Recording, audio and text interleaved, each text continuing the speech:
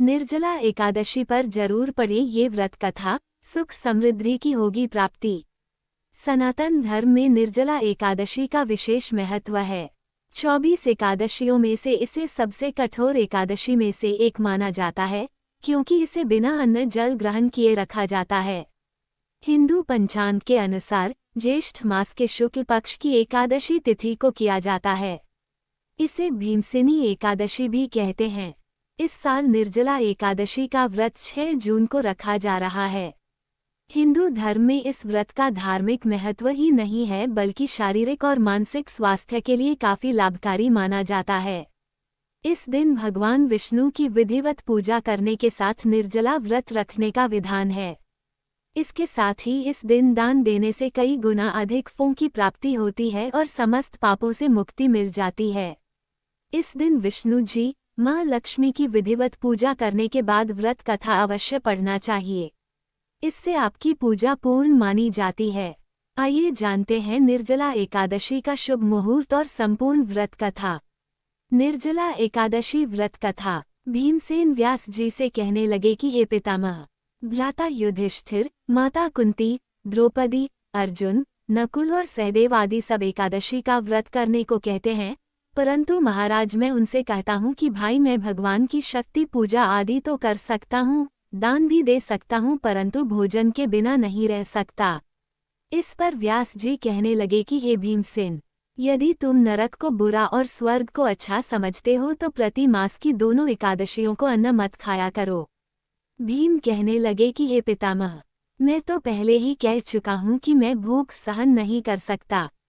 यदि वर्ष भर में कोई एक ही व्रत हो तो वह मैं रख सकता हूँ, क्योंकि मेरे पेट में वृक नाम वाली अग्नि है, सो मैं भोजन किए बिना नहीं रह सकता। भोजन करने से वह शांत रहती है, इसलिए पूरा उपवास तो क्या एक समय भी बिना भोजन किए रहना कठिन है। अतः आप मुझे कोई ऐसा व्रत बताइए जो वर्ष में केवल एक बार ही करना पड़े और मुझे स्वर्ग की प्राप्ति हो जाए। श्री व्यास जी कहने लगे कि हे पुत्र, बड़े बड़े ऋषियों ने बहुत शास्त्र आदि बनाए हैं जिनसे बिना धन के थोड़े परिश्रम से ही स्वर्ग की प्राप्ति हो सकती है। इसी प्रकार शास्त्रों में दोनों पक्षों की एकादशी का व्रत मुक्ति के लिए रखा जाता है। व्यास जी के वचन सुनकर भीमसेन नरक में जाने के नाम से भयभीत हो गए और कांपकर कहने लगे कि अब क्या करूं। मास में 2 व्रत तो मैं कर नहीं सकता, हाँ वर्ष में एक व्रत करने का प्रयत्न अवश्य कर सकता हूँ। अतः वर्ष में एक दिन व्रत करने से यदि मेरी मुक्ति हो जाए तो ऐसा कोई व्रत बताइए। ये सुनकर व्यास जी कहने लगे कि वृषभ और मिथुन की संक्रांति के बीच ज्येष्ठ मास के शुक्ल पक्ष की जो एकादशी आती है, उसका नाम निर्जला है। तुम उस एकादशी का व्रत करो। इस एकादशी के व्रत में स्नान और आचमन के सिवा जल वर्जित है। आचमन में 6 मासे से अधिक जल नहीं होना चाहिए, अन्यथा वह मद्यपान के सदृश हो जाता है। इस दिन भोजन नहीं करना चाहिए, क्योंकि भोजन करने से व्रत नष्ट हो जाता है। यदि एकादशी को सूर्योदय से लेकर द्वादशी के सूर्योदय तक जल ग्रहण न करे तो उसे सारी एकादशियों के व्रत का फल प्राप्त होता है। द्वादशी को सूर्योदय से पहले उठकर स्नान आदि करके ब्राह्मणों का दान आदि देना चाहिए। इसके पश्चात भूखे और सत्पात्र ब्राह्मण को भोजन कराकर फिर आप भोजन कर लेना चाहिए। इसका फल पूरे 1 वर्ष की संपूर्ण एकादशियों के बराबर होता है। व्यास जी कहने लगे कि हे भीमसेन, यह मुझको स्वयं भगवान ने बताया है। इस एकादशी का पुण्य समस्त तीर्थों और दानों से अधिक है। केवल एक दिन मनुष्य निर्जला रहने से पापों से मुक्त हो जाता है। जो मनुष्य निर्जला एकादशी का व्रत करते हैं उनकी मृत्यु के समय यमदूत आकर नहीं घेरते, वरन भगवान के पार्षद उसे पुष्पक विमान में बिठाकर स्वर्ग को ले जाते हैं। अतः संसार में सबसे श्रेष्ठ निर्जला एकादशी का व्रत है, इसलिए यत्न के साथ इस व्रत को करना चाहिए। उस दिन ओम नमो भगवते वासुदेवाय मंत्र का उच्चारण करना चाहिए और गौ दान करना चाहिए। इस प्रकार व्यास जी की आज्ञानुसार भीमसेन ने इस व्रत को किया।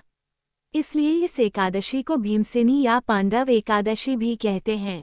निर्जला व्रत करने से पूर्व भगवान से प्रार्थना करें कि हे भगवान, आज मैं निर्जला व्रत करता हूँ, दूसरे दिन भोजन करूँगा।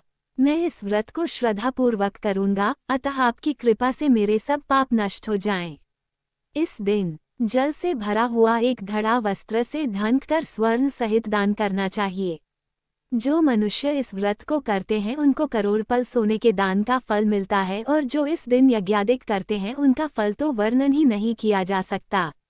इस एकादशी के व्रत से मनुष्य विष्णु लोक को प्राप्त होता है।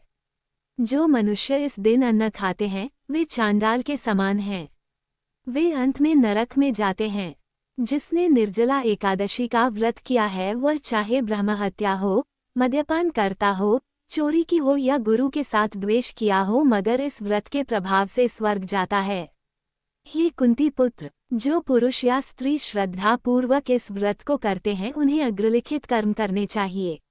प्रथम भगवान का पूजन, फिर गोदान, ब्राह्मणों को मिष्ठान व दक्षिणा देनी चाहिए तथा जल से भरे कलश का दान अवश्य करना चाहिए। निर्जला के दिन अन्न, वस्त्र, उपहार, जूती आदि का दान भी करना चाहिए। जो मनुष्य भक्तिपूर्वक इस कथा को पढ़ते या सुनते हैं उन्हें निश्चय ही स्वर्ग की प्राप्ति होती है।